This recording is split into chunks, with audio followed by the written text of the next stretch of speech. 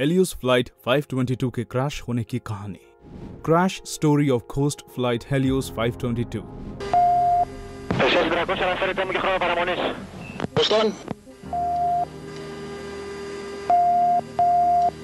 दोस्तों, अगर हम सभी एविएशन का इतिहास उठाकर देखें तो उसमें ऐसे कई हादसे हुए हैं जिनके बारे में सोचकर आज भी कई लोग हवाई जहाजों में बैठने से डरते हैं। लेकिन 2005 में सिप्रस से ग्रीस जा रही हेलियोस फ्लाइट 522 के साथ जो हुआ था उसके बारे में सोचकर यात्री तो क्या, खुद पायलटों का मन भी घबरा जाता है, क्योंकि ये एविएशन हिस्ट्री का एक इतना खतरनाक हादसा था जिसमें प्लेन में बैठे हर एक व्यक्ति ने अपनी जान गंवा दी थी।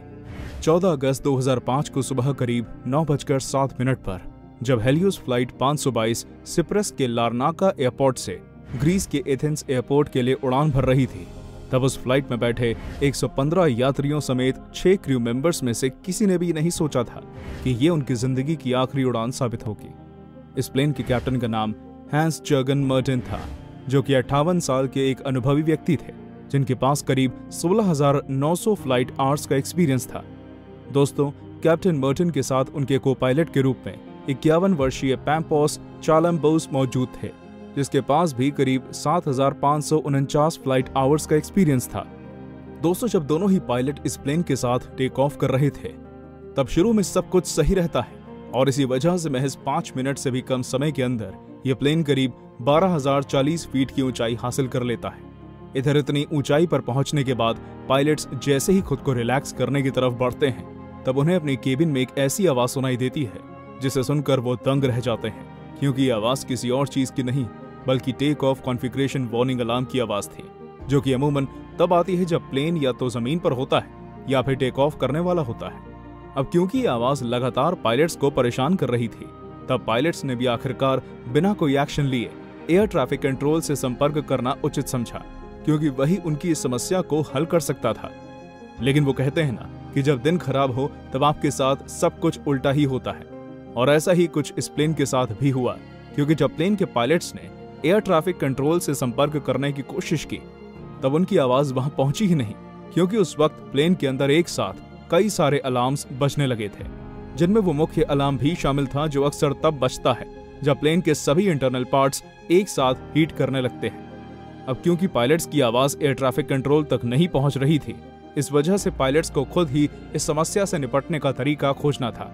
लेकिन आश्चर्य की बात तो यह है कि जब तक वो इस समस्या से निपटने का तरीका खोज पाते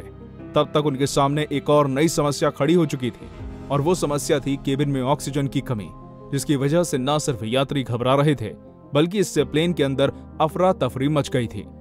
अब जब ऑक्सीजन की कमी ही हो गई थी तब ऑक्सीजन मास्क खुलना तो स्वाभाविक सी बात थी, क्योंकि आगे चलकर ये कमी और भी ज्यादा विकराल रूप ले चुकी थी, क्योंकि हवाई जहाज चाहकर भी अपना एलिवेशन कम नहीं रख पा रहा था और वो लगातार ऊंची उड़ान भर रहा था।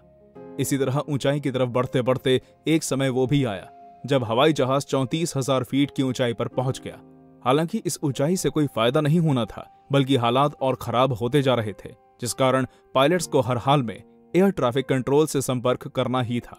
खैर, आपको जानकर हैरानी होगी कि जब पायलट्स एयर ट्रैफिक कंट्रोल से बात करने की कोशिश कर रहे थे तब इसी बीच जल्द ही उनका संपर्क एयर ट्रैफिक कंट्रोल से टूट जाता है, जिस वजह से अब वो प्लेन एयर ट्रैफिक कंट्रोल की समझ से भी बाहर हो जाता है। वैसे अगर रोजाना इस रूट पर आने वाली फ्लाइट्स को देखा जाए तो वो अमूमन सिप्रस के लारनाका से ग्रीस के एथेंस एयरपोर्ट तक जाने में महज 1 घंटा और 45 मिनट लेती हैं। लेकिन आपको जानकर आश्चर्य होगा कि फ्लाइट के उड़ान भरने के 1 घंटे 45 मिनट बाद भी फ्लाइट के बारे में कोई जानकारी नहीं थी। अब क्योंकि यह प्लेन 10:45 तक भी एथेंस नहीं पहुंचा था, इस कारण सिप्रस के एयर ट्रैफिक कंट्रोल में भी परेशानी का माहौल उत्पन्न हो गया था। लेकिन जो भी हो दोस्तों, 9:37 पर यह प्लेन एथेंस के इंफॉर्मेशन रीजन में पहुंच गया था, जिस कारण एथेंस के एयर ट्रैफिक कंट्रोल टीम इसके पास लगातार रेडियो सिग्नल्स भेज रही थी। दोस्तों, अब क्योंकि यह प्लेन आउट ऑफ कंट्रोल हो गया था और समय पर एथेंस नहीं पहुंचा था, इस वजह से इसके बारे में पता करना सबकी प्राथमिकता बन गई, जिस वजह से एथेंस के एयर ट्रैफिक कंट्रोल में मौजूद ऑफिसर्स ने जल्द ही अपने 2 F-16 फाइटर जेट्स इस प्लेन की खोज करने के लिए रवाना किए। शायद ही आप सभी को इस बारे में जानकारी हो कि जब ये फाइटर जेट्स उड़ान भरते हैं तब कुछ ही समय बाद इनमें से एक को ये प्लेन हवा में उड़ता हुआ दिख जाता है, और क्योंकि जेट्स को इसके बारे में पता करने के लिए भेज दिया गया था, लेकिन जब उस फाइटर जेट के पायलट ने हवा में उड़ते इस प्लेन के अंदर देखा तब उनके होश उड़ गए, क्योंकि इस प्लेन में पायलट्स के साथ साथ सभी बेहोश थे। और F-16 जेट के पायलट को इस बात का अंदाजा तब लगा था जब प्लेन में बैठे किसी भी यात्री या पायलट ने उनकी तरफ नहीं देखा था। दोस्तों, जब तक उस F-16 फाइटर जेट का पायलट कुछ समझ पाता, तब अचानक ही उसके सामने प्लेन के अंदर कुछ हलचल सी हुई। और वो हलचल किसी और चीज की नहीं बल्कि एक आदमी की थी, जो कि अभी भी जिंदा था और कॉकपिट की तरफ बढ़ रहा था। अब आप सोच रहे होंगे कि आखिर वो व्यक्ति कौन था। दोस्तों, ये कोई नहीं बल्कि फ्लाइट अटेंडेंट एंड्रियास प्रोडमोरोव, जो प्लेन में पायलट्स की जगह पर बैठा था। इस तरह पायलट की सीट पर बैठे बैठे जब वो प्लेन को उड़ाने की कोशिश कर रहा था, तब जेट्स के पायलट उसके और पास आते हैं और इशारे में प्लेन के अंदर की समस्या पूछते हैं। पर क्योंकि पास होते हुए भी ये दूरी बहुत दूर थी, क्योंकि उधर एंड्रियास को कुछ समझ नहीं आ रहा था और क्योंकि वो सबकी जान बचाना चाहता था, तब वो भी लगातार जेट्स की तरफ इशारा दे रहा था। लेकिन जब पायलट्स एंड्रियास के इशारे समझ पाते, तब तक बहुत देर हो चुकी थी, क्योंकि 11:50 पर अचानक प्लेन का एक इंजन काम करना बंद कर देता है, जिस कारण प्लेन एक तरफ झुक जाता है और इसी तरफ तिरछी उड़ान भरने के बाद उसका एक और इंजन खराब हो जाता है, जिसके बाद यह प्लेन नीचे आते हुए ग्रीस के ग्रामेटिको पहाड़ों के ऊपर क्रैश हो जाता है, जिसके बाद इसमें बैठे सभी 121 लोग मर जाते हैं। अब क्योंकि दोनों ही फाइटर जेट्स प्लेन का पीछा कर रहे थे, तब उन्हीं दोनों के सामने यह प्लेन नीचे आते हुए क्रैश हो जाता है, जिसे देख ये दोनों भी एक पल को सहम जाते हैं। इस सब के बाद जल्दी ही ये सूचना प्रशासन को लग जाती है और उनकी एक टीम यहाँ रेस्क्यू के लिए आ जाती है। सबसे दुखद खबर ये होती है कि इस हादसे में 121 के 121 लोग मारे जाते हैं, जिनमें से कोई भी नहीं बचता। अब सबसे इंटरेस्टिंग बात यह होती है कि कुछ समय बाद जब इन 121 लाशों में से कुछ लाशों की ऑटोप्सी की जाती है, तब डॉक्टर्स और वैज्ञानिकों को जो सबूत मिलता है वो हैरान कर देने वाला होता है, क्योंकि उनके हिसाब से जब प्लेन क्रैश हुआ तब उसके पहले प्लेन में बैठे ज्यादातर यात्री मर गए थे। अब सवाल ये पैदा हो रहा था कि आखिर सब पहले से कैसे मर गए थे और फिर प्लेन कौन उड़ा रहा था। क्योंकि यह हादसा हाल ही में हुआ था, इसलिए कम समय में यह कोई पता नहीं लगा पाया कि आखिर सभी यात्री क्रैश के पहले कैसे मर गए थे।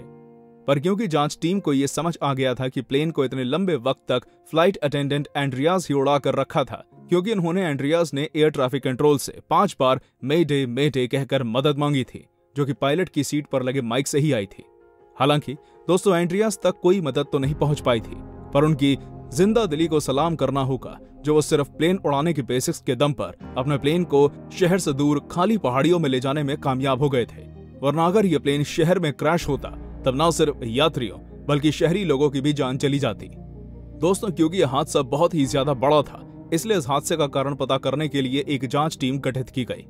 जिसने कुछ दिनों तक इस हादसे की जांच करने के बाद इसमें एक बड़ा खुलासा किया। क्योंकि इस जांच के दौरान उनकी नजर प्लेन के प्रेशराइजेशन बटन पर पड़ी, जो कि उस वक्त मैनुअल पर सेट था। पर क्योंकि यह प्लेन उड़ान भरने से पहले सर्विसिंग पर गया था, तो वहां मौजूद इंजीनियर्स ने इसका ये बटन मैनुअल पर सेट करके छोड़ दिया, जिस पर पायलट की भी नजर नहीं गई,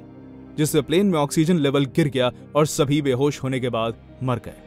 जहां सब मर गए थे, तो वहीं फ्लाइट अटेंडेंट एंड्रियास सिर्फ इसलिए जीवित थे क्योंकि वो एक स्क्यूबा डाइवर रह चुके थे, जिन्हें लंबे समय तक सांस रोकने में महारत हासिल थी। करीब 15 महीने बाद जब इस प्लेन हादसे की रिपोर्ट आई,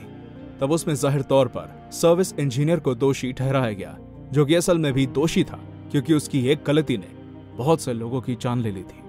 तो दोस्तों, ये थी हमारी एक और इंटरेस्टिंग वीडियो। अगर पसंद आई हो तो इसे लाइक करें और हाँ, जाते जाते चैनल को सब्सक्राइब जरूर कर दीजिएगा। धन्यवाद।